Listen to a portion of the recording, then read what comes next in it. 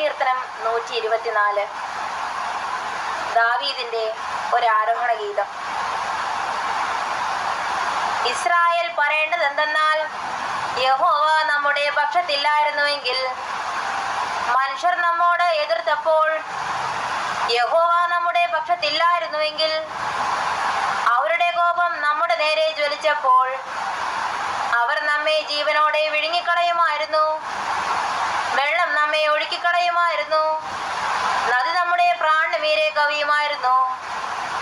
പൊങ്ങിയിരുന്ന വെള്ളം നമ്മുടെ പ്രാണന് മീരെ കവിയുമായിരുന്നു. നമ്മെ അവരുടെ പല്ലിന് ഇരയായി കൊടുക്കാകയാൽ യഹോവ വാഴ്ത്തപ്പെടുമാറാകട്ടെ.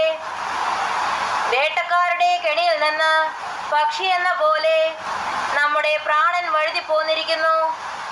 കെണിപൊട്ടി നാം വഴുതി പോന്നിരിക്കുന്നു.